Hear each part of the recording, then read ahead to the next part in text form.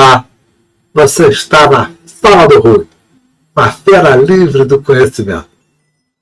Já dizia Sun Tzu que é preciso conhecer a si mesmo, também conhecer o teu inimigo, para que você possa vencer todas as batalhas.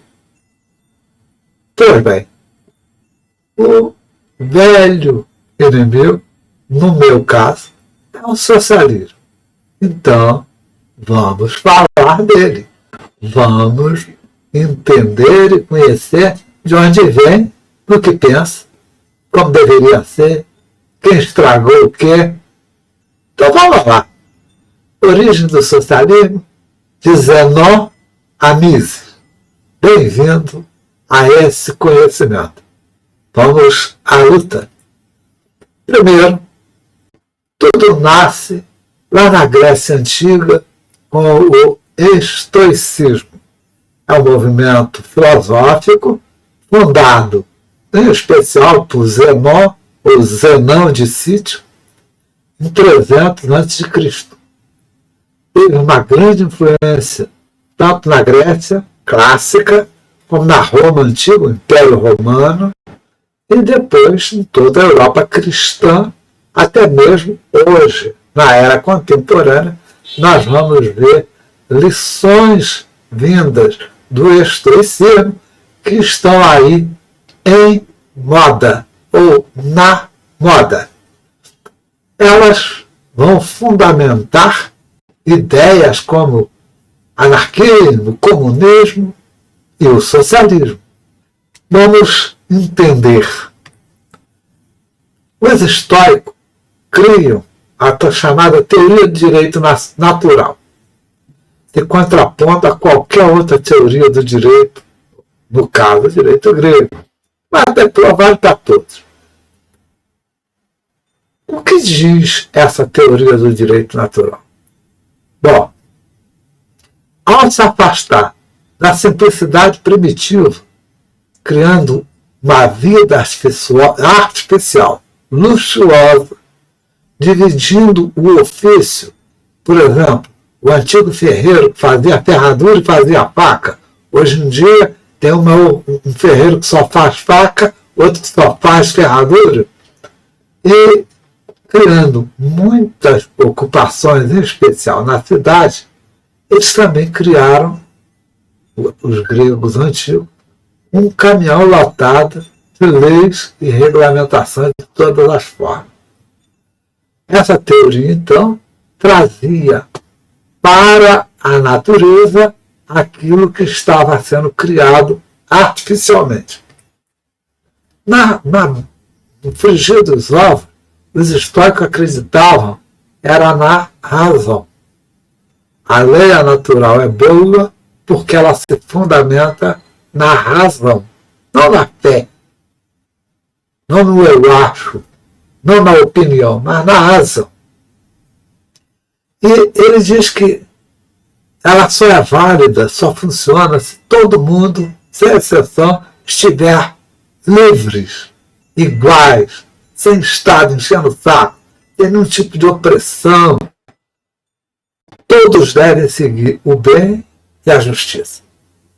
Eles já falavam de como é que a sociedade grega poderia voltar a essa lei do direito natural, através da renúncia de todas as instituições criadas pelo próprio homem, um STF da vida, um INPS da vida, e voltar às instituições naturais, família, clã, aquela coisa que era mais ligado à honra.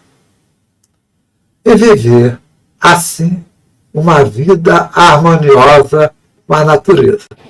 Tem um movimento hoje chamado sobrevivencialismo, que tem tudo a ver com isso. Eles tentam viver essa vida harmoniosa com a natureza, mas levando, por incrível que pareça, comida enlatada para dentro dos bunkers. Aí é um contrassenso, né? A hipocrisia. O estoicismo foi exportado E ali, pertinho deles, do outro lado, na Palestina, os essênios colocaram em prática aquelas ideias. E aí, já no século II, 100 anos depois do Zenão, esse povo, chamado essênio, vivia de uma forma bastante próxima daquilo que os estoicos pregavam como a lei do direito natural, a teoria do direito nacional. Coletividade, sem governo, tudo pertencia a todos. Os essênios tinham um problema em relação a nós. Eles não queriam que funcionasse a economia. Bastava sobreviver. Tenho que comer? Tem, então basta. Mas nada além disso. Hoje isso seria extremamente complicado. Mas eles colocaram o estoicismo em prática.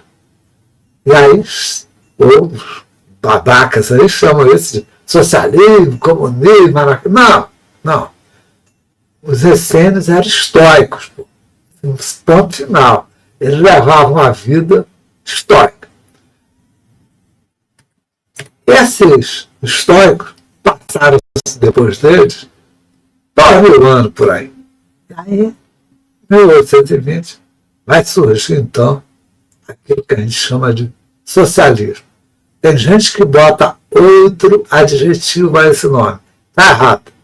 Quem nasce em 1820 é o socialismo. E ele vai baseado na meritocracia. É estranho falar disso. Socialismo é basicamente meritocrático, onde o talento individual pesa muito. E ele, não só o mérito individual, mas a capacidade do resultado do trabalho de cada um. Também pesava muito.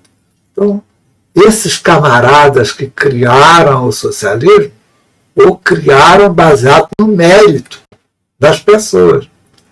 Mas, no frigir dos ovos, o socialismo nasce em meio do positivismo. E ele, então, tem uma visão positivista do estoicismo. Eles acreditavam que era possível eliminar a zona que o capitalismo estava criando, dando a todos uma base igualitária de oportunidades. Eles acreditavam na ciência e na tecnologia, ou seja, positivista. Os pais socialistas buscavam mesmo a sociedade ideal e focavam na eficiência burocrática, no trabalho coletivo, industrialismo, isso é, a indústria mais importante que a agricultura e que os serviços, e o cooperativismo. Aí eles pregavam que não ia existir o dono, todos seriam os donos, porque seriam como as grandes cooperativas que a gente tem hoje no agronegócio aqui, dando certo. Pois é, era isso que eles pregavam. Então, o cooperativismo no agronegócio é uma ideia socialista, basicamente socialista. O seu objetivo final era igualdade social para todo mundo. Tudo isso acompanhado pelo desejo de uma economia racionalmente organizada. E aí peca o socialismo. Tem um iluminado lá em Brasília ou em Washington que é capaz de planificar a economia para todo o Brasil ou para todos os Estados Unidos. Ou pior, um babaca qualquer na ONU achando que pode fazer isso para o mundo todo. Loucura, né? Pois é, só os socialistas. Depois, em 1848, 28 anos depois, Marx e Engels criam, então, outra teoria, baseada no estoicismo, baseada no socialismo, chamada de comunismo. Eles vão desenvolver isso daí na tentativa de superar não o socialismo, mas sim o capitalismo. Estão promovendo uma sociedade alternativa, aquela que o nosso amigo cantor aqui no Brasil, Raul, também cantava. Canta, Raul, sociedade alternativa. O problema é que o comunismo nunca chega no futuro, né? Ele é sempre um porvir no meio do povo. E tem uma maldita ditadura do proletariado que não tem fim. Essa era baseada, então, na ideia de igualdade também, como socialismo, como estoicismo. Todo mundo teria acesso ao trabalho, 100% do trabalho. Eu fico pensando, caraca, Cuba é assim? Toda a riqueza produzida seria dividida igualmente a todos? Na Coreia do Norte é assim? É? De maneira a atender às necessidades de cada indivíduo. Rapaz, o cara ganha 2 pés de galinha por mês. E enquanto o dono do poder está comendo lagosta. Isso é igualdade? Que é isso?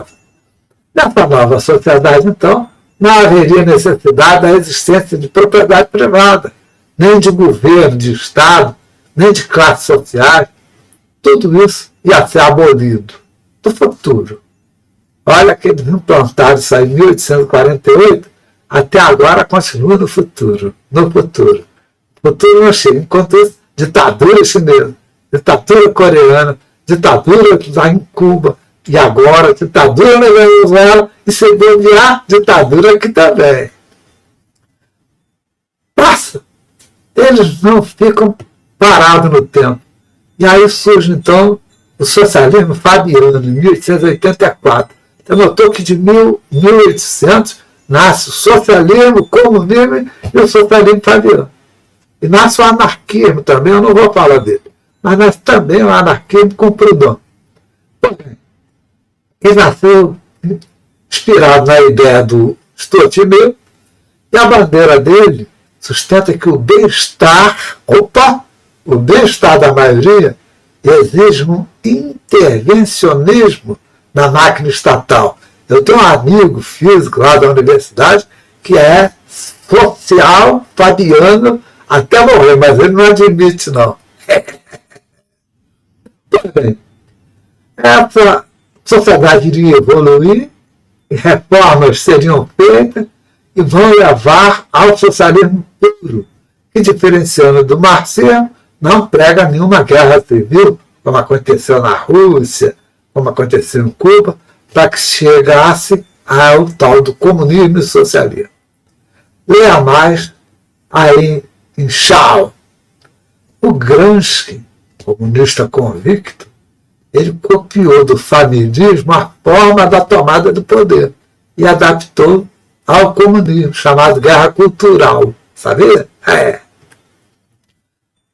Mas quando a gente fala em bem-estar, dá a impressão de que os países nórdicos têm um socialismo lá, um socialismo nórdico. Puro mito. Não tem, pô. Os caras lá são capitalistas mesmo. Dinamarca, Suécia, Noruega, Finlândia, todos eles, desde a Primeira Guerra Mundial, caminharam para transformar da agricultura para a indústria. Seria algo como assim. Lá no Mato Grosso, onde eu trabalhei por mais de 20 anos, 25, quase 30 anos na prática, eu diria para você, lá está a produção de grãos, está a produção da carne, da proteína animal. As fábricas que fabricam coisas com isso estão fora de lá. O que eles fizeram nos países nórdicos foi botar todo mundo do lado da fazenda, tinha fábrica. Pô.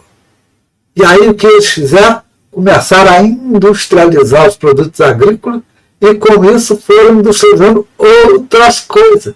Por quê? Porque para produzir produto agrícola, você precisa de produzir uma carreta que vai buscar o negócio lá. Aí a Volvo fez um caminhão, aí fez um trator, e aí começou a crescer a indústria baseada lá na agricultura. Isso entre a Primeira e a Segunda Guerra Mundial, tanto na Dinamarca como na Suécia. Tanto assim que o Hitler invade lá por isso, porque ele está procurando o que ganhar alguma coisa de lá. Depois da Segunda Guerra, a Noruega se viu no mesmo caminho. Todos eles, queiram ou não, cresceram as suas indústrias de forma rápida, mais do que os serviços, e aí todos eles chegaram ao tal estado de bem-estar social. que é capitalista e democrático. Não tem nada a ver com socialismo. É um estado de bem-estar social, sim, mas nada tem a ver com o socialismo. Entenderam? Porém, esses estados de bem-estar social seguem estatismo e universalismo, implantando uma política de bem-estar social que está na igualdade, na dignidade humana, na segurança. Ou seja, você vê na Suécia, na Dinamarca, todo mundo que tem emprego consegue educação de graça, saúde de graça, mas pagam até 45% do que ganham de imposto. A diferença é que o governo entrega a contrapartida em forma de serviço público. Lá, a governança é consensual. Não é igual aqui que o cara ganha a eleição e se lixa para as promessas de campanha, para aquilo que ele disse que ia fazer. E a governança é sempre democrática. Sintetizando, o estoicismo funda a ideia do direito natural, acima das demais ideias do direito na época. A comunidade essênica aplica tais ideias. 2 mil anos depois, o socialismo. No mesmo século surge o comunismo. No mesmo século surge o socialismo fabiano. Sem ser socialista, nem comunista, nem anarquista, nem social-democrático, os nórdicos voltam às ideias do estoicismo e implantam algo parecido com os essênios, mas tendo o capitalismo como sistema econômico. Entenderam? Ou seja, desde a origem, a teoria do direito natural ainda não deu certo, e aplicada sozinha. Mas, como nos nórdicos, foi aplicado junto com o sistema econômico capitalista, deu certo. Claro, eles são países pequenos, têm língua parecida, todo mundo fala a mesma coisa, eles vivem num frio desgraçado, eles têm uma cultura milenar, tudo isso influencia. Mas não é impossível o estoicismo com o capitalismo dar certo. As cooperativas do agronegócio são um belo exemplo disso aí. Obrigado por assistir esse vídeo. Se inscreva aqui no nosso canal. Eu tenho outro, Pensando Livre. Mas nesse aqui, se você gostou de hoje, faz favor, deixe seu gostei. Comente. É aí que nasce a minha mudança. E se for possível, compartilhe. Compartilhe com um amigo seu que você sabe que é comunista, só de raiva dele. Por favor, até a próxima.